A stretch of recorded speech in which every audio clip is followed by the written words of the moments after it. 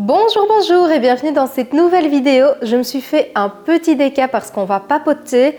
On va parler d'un sujet qui nous touche tous, contre lequel on essaye absolument tous et toutes de lutter parce qu'on le voit plutôt comme un problème, c'est la fatigue. Avant de débuter cette vidéo, il est important de comprendre ce que c'est que la fatigue. C'est un signal que notre corps nous envoie quand il commence à manquer de ressources. Et ça, il peut le faire de plein de manières différentes. Ça peut être par des bâillements, un sentiment de pesanteur, un sentiment de découragement. Tu n'as aucune envie d'entreprendre quoi que ce soit. Tout te semble une montagne insurmontable à affronter. Tu peux aussi être très irritable, tu n'as envie de voir personne et très désagréable aussi avec ton entourage. Tout t'énerve, tout te semble futile finalement. Et tous ces signaux sont là pour t'avertir qu'il est effectivement temps de te reposer, de recharger tes batteries. C'est biologique, c'est normal et heureusement qu'ils sont là. Alors tu vas voir qu'ils ont plusieurs causes, parfois qu'on n'écoute pas et que c'est pour ça que notre corps tire le signal d'alarme et on va en parler dans cette vidéo qu'il est totalement possible de soigner ces causes pour ne pas que cette fatigue nous pèse chaque jour au quotidien et que ça devienne notre ennemi. On va plutôt essayer d'en faire notre allié pour se sentir mieux. On va commencer certes par le plus évident mais aussi le plus sous-estimé, c'est le manque de sommeil et tu vas voir qu'il a des conséquences souvent insoupçonnées. Alors ça nous est tous déjà arrivé de passer une mauvaise nuit pour diverses raisons, un orage, une fête chez tes voisins juste à côté de chez toi où il y avait la musique à fond et ça t'empêchait de dormir, du stress, tu ruminais des idées ou simplement une insomnie passagère comme ça. Et du coup le lendemain tu te réveilles, t'es crevé, t'as envie de rien faire, t'as à fleur de peau, t'as les idées en vrac.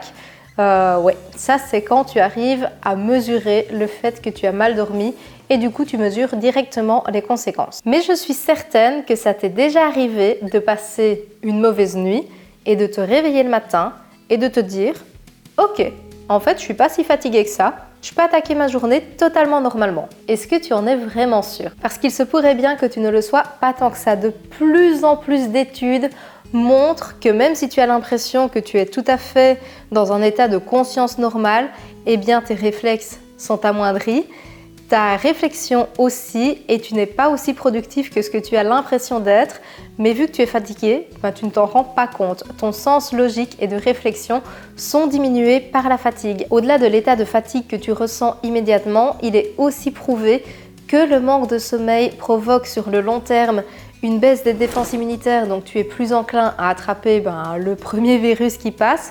Ça augmente le risque de diabète aussi, ça c'est quand même pas très sympa. La prise de poids est quand même directement liée aussi avec un manque de sommeil parce que ça joue directement sur tes hormones. Tu cherches de l'énergie en général dans la nourriture et dans de la nourriture relativement énergétique.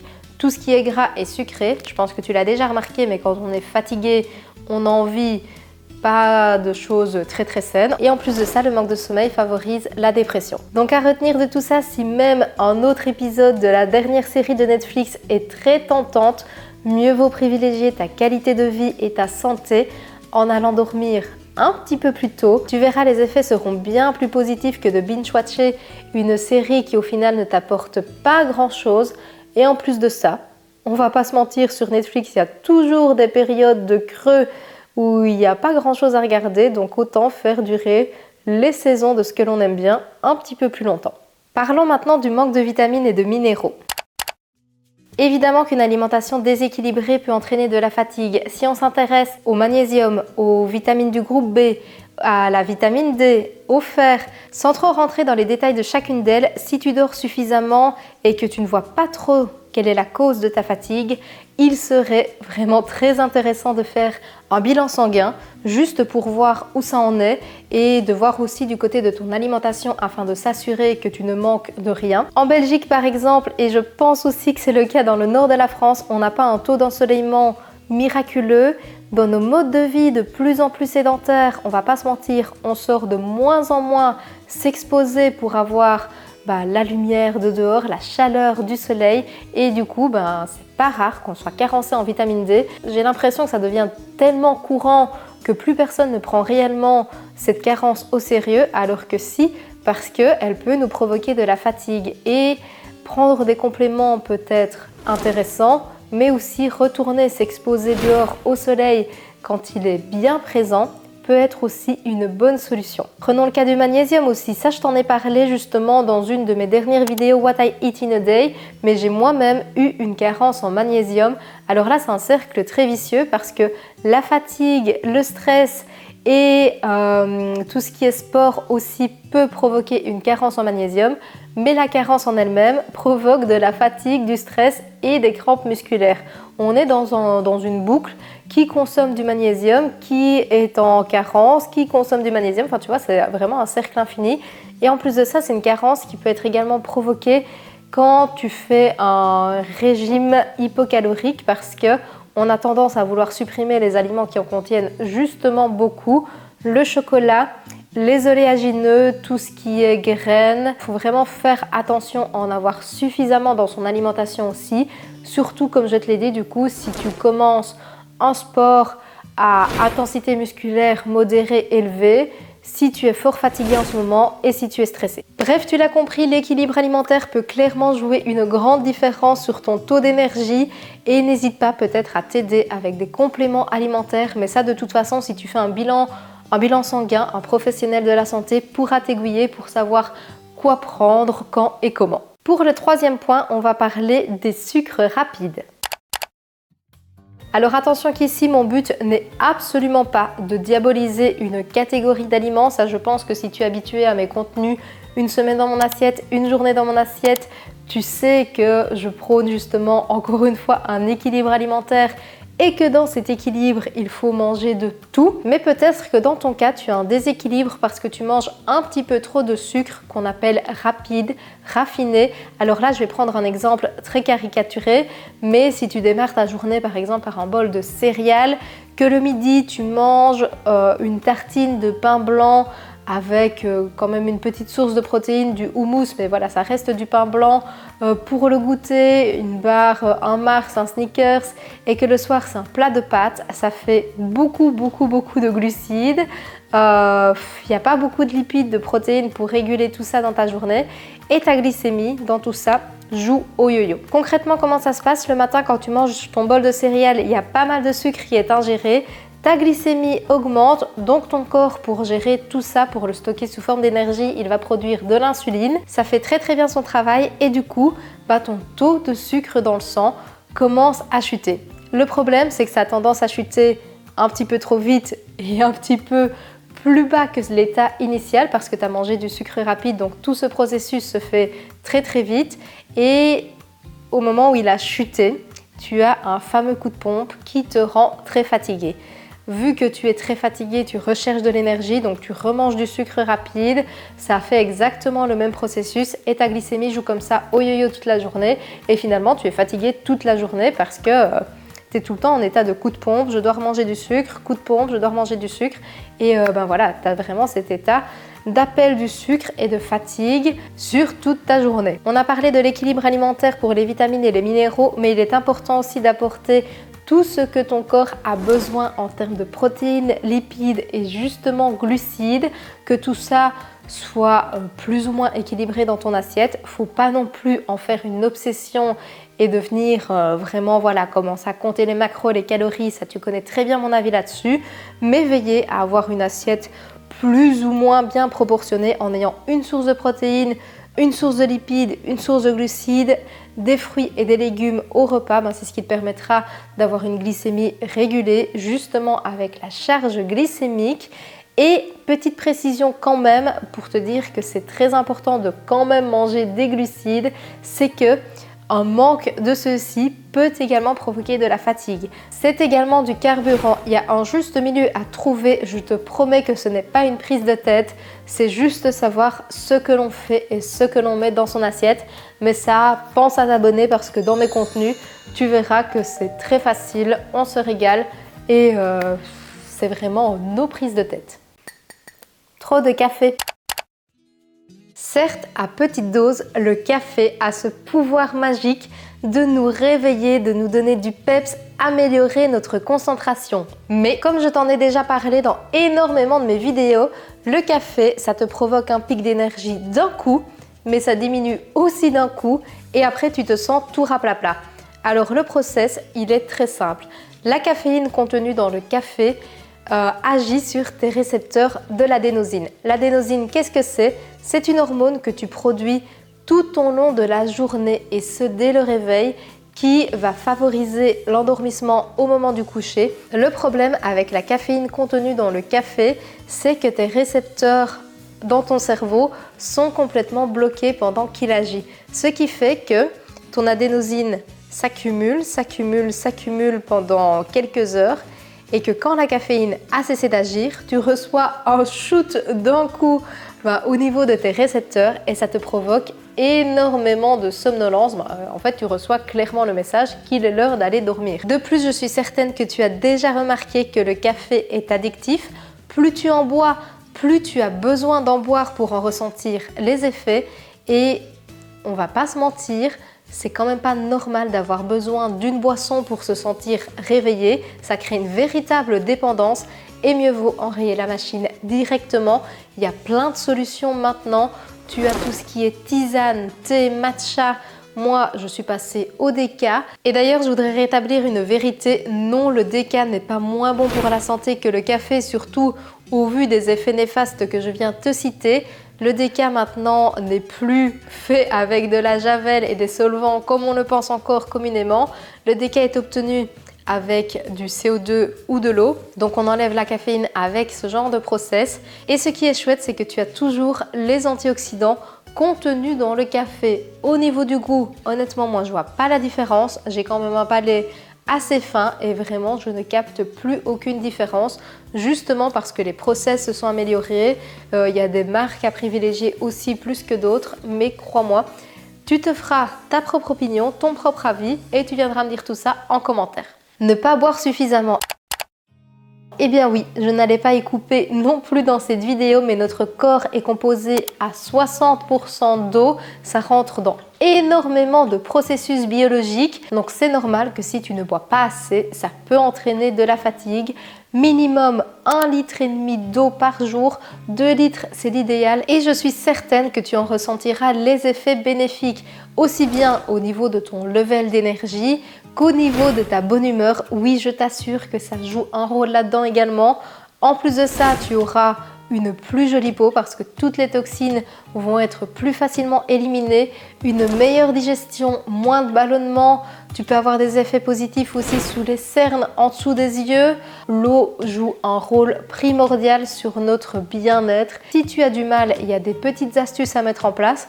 Le fait d'instaurer un verre d'eau dès le réveil parce que souvent, j'ai l'impression qu'on commence avec un café le matin et puis on ne boit plus rien avant sa pause de midi. C'est incroyable de se dire ça, mais ça veut dire que tu commences ta journée avec quelque chose, une boisson qui te déshydrate et puis jusque midi, tu n'apportes aucune hydratation à ton corps. Comment veux-tu te sentir bien en forme en ayant cette hygiène de vie-là? Ce sont des mots durs, mais c'est une réalité que je constate chez beaucoup de personnes malheureusement qui sont en entreprise. Tu peux également aromatiser ton eau avec des fruits. C'est très tendance, surtout en été, le fait de mettre des rondelles de citron, d'orange, de pommes, des framboises. Ça donne un bon petit goût à l'eau. Tu peux aussi boire des tisanes glacées. Alors là, attention parce qu'il y en a qui sont un petit peu plus dépuratives. Mais en fonction des plantes que tu vas prendre, elles peuvent avoir un intérêt réel. Bien se renseigner comme d'habitude sur ce que tu fais et programmer des alarmes sur son téléphone. C'est quelque chose qui peut sembler enfantin, mais je t'assure que ça fonctionne et au vu de tous les bénéfices qu'on peut avoir en buvant de l'eau, moi je trouve que ça vaut clairement la peine de le faire, ne serait-ce que le temps qu'on instaure cette habitude et qu'elle fasse partie de notre quotidien. Tu ne bouges pas assez sur ta journée. On nous le matraque à longueur de journée sur les réseaux, à la télévision, tous les coachs fitness, santé, bien-être et même moi un petit peu aussi, je l'avoue. Mais le mouvement est très important et quand je parle de mouvement, je ne te parle pas d'aller à la salle de fitness soulever 120 kg au squat, pas du tout. Je te parle de faire quelques étirements, d'aller marcher, d'aller prendre l'air, de faire du yoga, de simplement lever les bras au ciel, je ne sais pas, mais d'instaurer du mouvement dans ton quotidien. On est dans des modes de vie de plus en plus sédentaires. Or, le fait de ne pas bouger, ton corps n'est pas du tout stimulé et lui, il pense qu'il est en état de repos. Et comme tout fonctionne en synergie, vu que ton corps pense qu'il est au repos, ton cerveau pense qu'il est l'heure de dormir. Tu reçois un message de somnolence et donc de fatigue. Comment pallier à ça? Eh bien, simplement en instaurant du mouvement dans ton quotidien. Moi, par exemple, quand j'étais en entreprise, je trouvais toutes les excuses possibles pour bouger. Donc, par exemple, quand j'avais des documents à imprimer, je ne les imprimais pas à l'imprimante la plus proche d'où j'étais. Je les imprimais à l'imprimante la plus loin, voire le couloir suivant. Au lieu de téléphoner à des personnes ou d'envoyer un email, j'allais les trouver directement. Pendant mon temps de midi, j'allais toujours me balader, qu'il pleuve, qu'il vente, qu'il neige.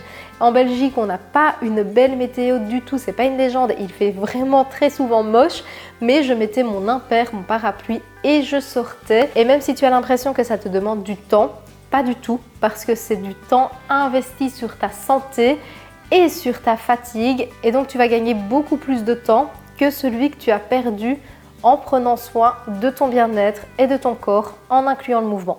Parlons maintenant de la charge mentale.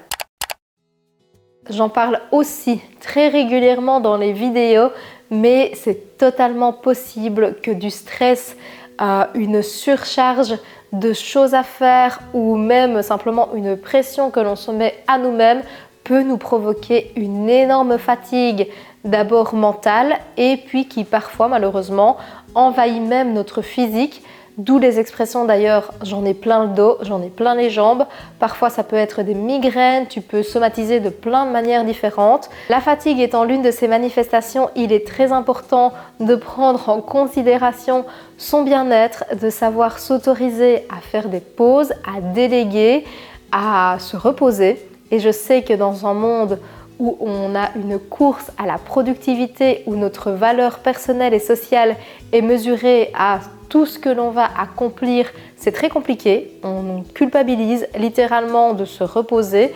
Et moi, c'est vraiment un travail que j'ai dû faire avec moi-même, mais juste m'arrêter 30 minutes pour faire une sieste, c'est quelque chose que je trouvais inconcevable.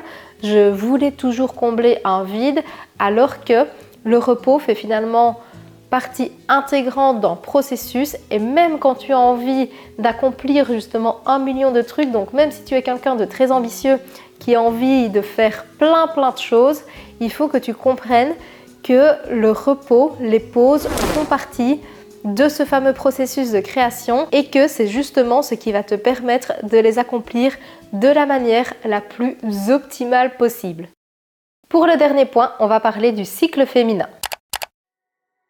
En fonction du moment où je suis dans mon cycle, je n'ai clairement pas le même level d'énergie et c'est totalement normal. Tout juste avant les règles, on a droit à une chute d'hormones très importante, ce qui nous provoque de la fatigue. Pendant les règles, on peut avoir une légère carence en fer et comme on l'a vu précédemment, ça peut aussi pas mal nous épuiser. Bref, tout ça pour en venir au fait que c'est totalement normal. Malheureusement, il faut savoir l'accepter, aller dormir un petit peu plus tôt à ce moment-là. D'ailleurs, moi, c'est pas rare que le premier jour de mes règles, j'aille dormir à 21h au lieu de 22h45 en temps normal.